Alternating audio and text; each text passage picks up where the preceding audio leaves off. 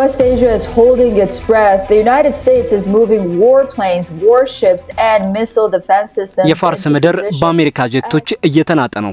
አሜሪካ በታሪኳ ታይቶ በማይታወቅ መልኩ ግዙፍ የጦር መሳሪያዎቿን ከአያቶላዎቹ ደጃፍ አሰልፋ እኔ ያልኳችሁን አድርጎ አልያ በትሩን አትችሉትም እያለች ነው። የመጨረሻው ድርድር የተባለው የጄኔቫ ውይይት ከመጠናቀቁ በፊት የአሜሪካ ጦር የወሰደው እጅግ ከባድና አነጋጋሪው እርምጃ የቀጠናውን ሁኔታ ቀይሮ ዓለምን ጭንቅ ውስጥ ከቷል። መረጃዎቹን ሰፋ አድርገን ይዘናቸዋል። አብራችሁን ቆዩ። ዩናይትድ ስቴትስ ስላለፉት ጥቂት ሳምንታት በመካከለኛው ምስራቅ ቀጠና ከ120 በላይ ተዋጊ ጀቶችን እያሰማራች ሲሆን ይህም በ2000ዎቹ መጀመሪያ ላይ ከተካሄዱት መጠነ ሰፊ ወታደራዊ ዘመቻዎች ወዲህ የአሜሪካ የአየር ኃይል ባንድ አካባቢ ላይ ያረፈበት ትልቁ ኃይል ክምችት ተደርጎ ተመዝግቧል።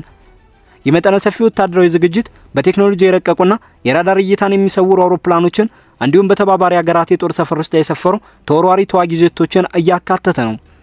የስምሪት አሜሪካ በቀጠናው ያላትን ወታደራዊ አቋም ለማጠናከር የታለመ ሲሆን በተለይም በኢራን የኒውክሌር መርሃ ግብር ዙሪያ ከሚደረገው ዲፕሎማሲያዊ ድርድር ጋር ተያይዞ የመጣ ክስተት ነው። በሰፊ ወታደራዊ እንቅስቃሴ ውስጥ የተሳተፉት የአየር ኃይል አካላት የኤፍ-35 ላይትኒንግ 2 የራዳር እይታን የሚሰውሩ ጀቶችን፣ ኤፍ-15E፣ ኤፍ-16 ፋይቲንግ ፋልኮንስና በመርከብ ላይ የሚንቀሳቀሱ ኤ-18 ሱፐር ሆርቲንስ ተዋጊዎችን እያካትታሉ። እነዚህ የጦር መሳሪያዎች በጆርዳን፣ በኳታር፣ በባህሬንና በተባበሩት አረብ ኤሚሬቶች በሚገኙ የተለያዩ ስትራቴጂካዊ ቦታዎች ላይ ሰፍረው ይገኛሉ። ከተለያዩ ምንጮች የተገኙ መረጃዎች እንደሚያመለክቱት የአየር ላይ የጦር ድርጅት በጄኔቫ ዳግም ለተጀመረው ቀጥተኛ ያልሆነ ድርድር አንዳንድ የማስጠንቀቂያና የመከላከያ አቅም ማሳያ ሆኖ ያገለግላል። የዚህ አየር ኃይል ስምሪት ዋነኛ እምብርት በየብስና በአውሮፕላን ተሸካሚ መርከቦች ላይ የሰፈሩ የአየር ኃይል ቡድኖች ናቸው። በድምሩ 36 የሚሆኑ 3 የኤፍ-15 ቡድኖች ከአሜሪካና ከአውሮፓ የጦር ሰፈሮች ተነስተው በጆርዳን ወደሚገኘው ሙዋፋቅ ሳልቴ የአየር ኃይል ጣቢያ ተንቀሳቅሰዋል። እነዚህ ሁለገብ ተዋጊ ጀቶች ለታለመ ጥቃትና ለአየር ላይ የበላይነትን ለመቆጣጠር ብቁ ሲሆኑ እንደ ኬሲ 135 ባሉ የአየር ላይ ነዳጅ የሚሞሉ አውሮፕላኖች ድጋፍ ወደ ስፍራው ደርሰዋል። በተጨማሪም ቢያንስ 18 የሚሆኑ የኤፍ-35 ጀቶች ከቨርሞንት አየር ብሔራዊ ጥበቃ ተነስተው ወደ ቀጠናው ተጉዘው ግዳጃቸውን ጀምረዋል። እነዚህ ጀቶች ባላቸው የላቀ የመረጃ ትንተናና በራዳር የመሰወር ብቃት በጦር ኃይሉ ውስጥ ከፍተኛ ሚና ይጫወታሉ። ሌላው አየር ኃይል ክፍል ደግሞ ከ12 እስከ 15 የሚደርሱ የኤፍ-16 ጀቶች ሲሆኑ ከኳታር በሚገኘው አሉዴድ የአየር ጣቢያ ተቀምጠዋል። ይህ ጣቢያ ለአሜሪካ መካከለኛው ወታደራዊ እንቅስቃሴዎች እንደ ዋና ማዕከል ሆኖ ያገለግላል። ከየብስ ኃይሉ በተጨማሪ የአውሮፕላን ተሸካሚ መርከቦች የአየር ኃይል ክንፎች ለዚህ ስምሪት ትልቅ አቅም ፈጥረዋል። በኒሚትዝ መደብ ስር የምትመደበውና በኒውክሌር ኃይል የምትሰራው ዩኤስኤስ አብርሃም ሊንከን አውሮፕላን ተሸካሚ መርከብ የኤፍ-35C ዝርያዎችን ኤፍ-18E ሱፐር ሆርኔትስ እና ለኤሌክትሮኒክስ ውጊያ የሚያገለግሉ ኤ-18G ግሮውለር ጨምሮ 90 የሚሆኑ አውሮፕላኖችን ተሸክማለች። የመርከቧ የአየር ኃይል ክንፍ ብቻውን ከ45 እስከ 50 የሚደርሱ ተዋጊ ጀቶችን ወደ ግዳጅ ያሰማራል። ይህ የሊንከን የጥቃት ቡድን 3 የአርሊ ቡርክ መደብ የሚሳኤል አውዳሚ መርከቦችን ማለትም ዩኤስኤስ ፍራንክ ኢ ፒተርሰን ጁኒየር፣ ዩኤስኤስ ስፕሩ አንስ እና ዩኤስኤስ ማይክል መርፊን እያካተተ ነው። የቡድን በጥር ወር መጨረሻ ላይ ወደ አረብ ባህር የገባ ሲሆን ከኢራን ባህር ዳርቻ 700 ኪሎ ሜትር ርቀት ላይ በኦማን ባህር ዳርቻ መገኘቱ በሳተላይት ምስሎች ተረጋግጧል። ይህ ስትራቴጂካዊ አቀማመጥ መርከቧ በቀን እስከ 120 የሚደርሱ በረራዎችን በተከታታይ ለመከናወን የሚያስችላት አቅም ይሰጣታል።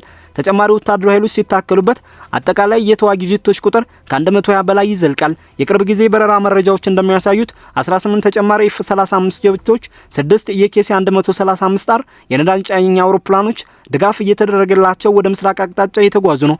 የሲኤንኤን ዘገባ እንደሚያመለክተው በዩናይትድ ኪንግደም የሚገኙ የአሜሪካ አየር ኃይል ሀብቶችና ተዋጊ ጀቶች በውጥረቱ ምክንያት ወደ መካከለኛው ምስራቅ እየተጠጉ ነው። የስምሪት በተጨማሪም ኤ-10 ተንደርቦልት 2 የተባሉ የምድር ጥቃት አውሮፕላኖችንና ከመደበኛ አውሮፕላን ተሸካሚ መርከቦች የሚነሱ የ2 ሆካ የቅድመ ማስጠንቀቂያ አውሮፕላኖችን ያካትታል።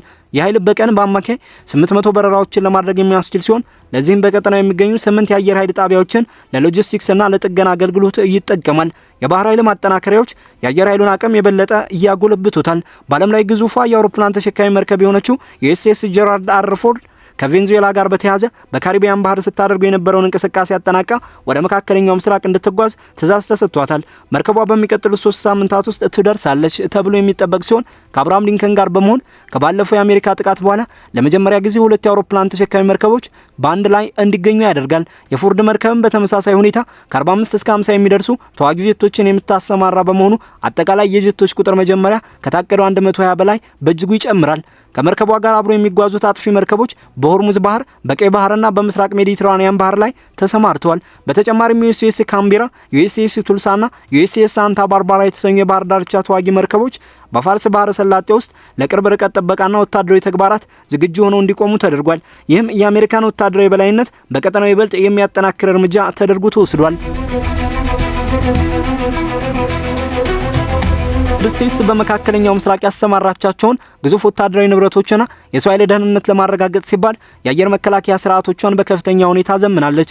ከሳተላይት የተገኙ ምስሎች እንደሚያመለክቱት የአሜሪካ ጦር በኳታር በሚገኘው አሉዴይድ የአየር ኃይል ማዕከል የፓትሪዮት ሚሳኤል መከላከያዎችን ያቆመ ሲሆን በጆርዳን ሙዋፋቅ ሳልቲ ደግሞ እጅግ ዘመናዊ የሆነውን ተርሚናል ሃይ አልቲቲዩድ ኤሪያ ዲፌንስ ወይም ታድ የተሰኘ የመከላከያ ስርዓት አሰማርቷል።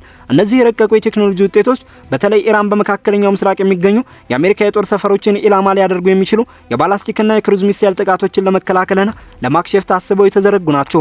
ከዚህም በተጨማሪ ይህ ወታደራዊ ግንባታ ከአሜሪካና ከአውሮፓ የሚነሱ የጭነት አውሮፕላኖች እንቅስቃሴን በእጅጉ የጨመረ ሲሆን እነዚህ አውሮፕላኖች ለዘመቻው ቀጣይነት አስፈላጊ የሆኑ የጦር መሳሪያዎችን፣ ትጥቆችንና የሰው ኃይልን በየቀኑ በማመላለስ ላይ ይገኛሉ። የመጠነ ሰፊ ወታደራዊ ዝግጅት እየተካሄደ ያለው ጄኔቫ ዳግም ከጀመረው ዩናይትድ ስቴትስ እና ኢራን ቀጥተኛ ያልሆነ ድርድር ጋር በተያያዘ ነው። በኦማን አሸማጋይነት እየተካሄደ ባለው በዚህ ውይይት ላይ የኢራኑ የውጭ ጉዳይ ሚኒስትር አባስ አራግቺ እንዲሁም የአሜሪካ ልዑካን ስቲቭ ዊትኮፍ እና ጃሬድ ኩሽነር በመሳተፍ ላይ ናቸው። የውይይቱ ዋና ትኩረትም የኢራን የኒውክሌር ማበልጸጊያ መርሃ ግብር ሊደረጉ ስለሚችሉ የምጣኔ ሀብት ማዕቀብ መቀለያዎች እንዲሁም ስለሚሳኤል ልማትና ኢራን ቀጠናዊ ተላላኪዎችን ስለምትደግፍበት ሁኔታ ላይ ያተኮረ ነው። ኢራን ባለፈው ዓመት ከተሰነዘረባት ጥቃት በኋላ የኒውክሌር ማበልጸግ ስራዋን ብታቆምም በአሁኑ ወቅት በአገሪቱ ውስጥ ካለው የኑሮ ውድነትና የህዝብ ተቃውሞ አንጻር የኢኮኖሚ ማበረታቻዎችንና ድጋፎችን አጥብቃ ትፈልጋለች። የአሜሪካ የውጭ ጉዳይ ሚኒስትር ማርኮ ሩቢዮ ያሉትን ተግዳሮቶች ቢገነዘቡም ለዲፕሎማሲያዊ መፍትሄ ቅድሚያ እንደሚሰጡ በተደጋጋሚ ገልጸዋል። ኢራን በበኩሏ በአሜሪካ ወታደራዊ ጫና ሳትበገር በሆርሙዝ የባህሮች ምጥ ላይ መጠነ ሰፊ ወታደራዊ ልምምድ በማካሄድ ምላሽ ሰጥታለች።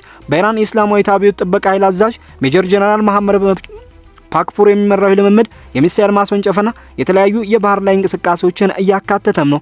የአካባቢ ባለም አቀፍ ደረጃ የሚዘዋወረው የነዳጅ ምርት 20 በመቶ የሚሸፈንበት በመሆኑ እዚህ ስፍራ ላይ የሚፈጠር ማንኛውም መስተጓጎል በዓለም አቀፍ የነዳጅ ገበያ ላይ ከፍተኛ ቀውስ ሊፈጠር እንደሚችል ስጋት አለ። የኢራን ባለስልጣናት ስለ ድርድሩ ጥንቃቄ የተሞላበት ተስፋ እንዳላቸው ቢገልጹም ውይይቱ በኒውክሌር ጉዳዮች ላይ ብቻ እንዲወሰን አቋም ይዘዋል። የአሁኑ ወታደራዊ ዝግጅት ከዚህ ቀደም ከተከናወኑ ተግባራት ጋር ሲነጻጸር እጅግ ግዙፍ መሆኑን ወታደራዊ ምሁራን ይገልጻሉ። ወታደራዊ ስለላ ባለሙያው ጀስቲን ክራምፕ እንዳሉት የአሁኑ ግንባታ ባሳለፍነው ዓመት ከተካሄደው ኦፕሬሽን ይልቅ ጥልቀትና ዘላቂነት ያለው ነው። ያዘመቻ 2 አውሮፕላን ተሸካሚ መርከቦችን፣ 5 አውዳሚ መርከቦችንና ከሚዙሪ ተነስተው የኢራን የኒውክሌር ጣቢያዎች እንደ ፎርዶ፣ ኢስፋሃንና ናታንዝ ያሉትን የደበደቡ ብ2 ቦምብ ጣይ አውሮፕላኖችን ብቻ ያካተተ ነበር። እንዲሁም በቬንዙዌላ ላይ የተደረገው ኦፕሬሽን ከአሁኑ ያነሰ የአየር ኃይል የተሳተፈበት ነበር። የአሁኑ ስምሪት በኢራን በኩል ሊሰነዘሩ የሚችሉ ጥቃቶችን ሙሉ በሙሉ ለማክሸፍና በአሜሪካና በእስራኤልን ጨምሮ በተባባሪዎቿ ላይ የሚቃጡ አደጋዎችን ለማስወገድ ታስቦ የተዘጋጀ ነው። እንደ ሮይተርስ ዘገባ የዲፕሎማሲው መንገድ የማይሳካ ከሆነ አሜሪካ ለሳምንታት የሚቆይ መጠነ ሰፊ የጦርነት ዘመቻ ለማካሄድ ዝግጅቷን አጠናቅቃለች። ለዚህም ሲባል በሺዎች የሚቆጠሩ ተጨማሪ ወታደሮችና ለጥቃትም ሆነ ለመከላከል ብቁ የሆኑ ወታደራዊ ቁሳቁሶች በተጠንቀቅ እንዲቆሙ ተደርጓል።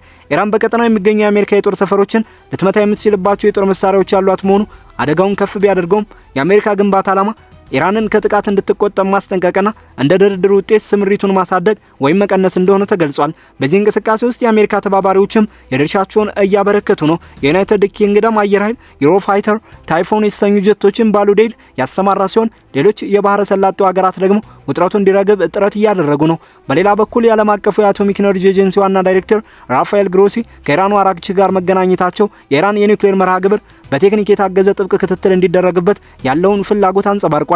ከ120 በላይ ተዋጊ ጀቶች በመካከለኛው ምስራቅ መሰማራታቸው ዩናይትድ ስቴትስ በኢራን ላይ በድርድር ወቅት ጫና ለመፍጠር ያቀደችው ስልታዊ እርምጃ ነው። ምንም እንኳን ትኩረቱ በዲፕሎማሲው ላይ ቢሆንም ወታደራዊ ዝግጅቱ ለማንኛውም አይነት አጋጣሚዎች ጠንካራ ምላሽ ለመስጠት የሚያስችል መሰረት መሆኑን ያረጋግጣል።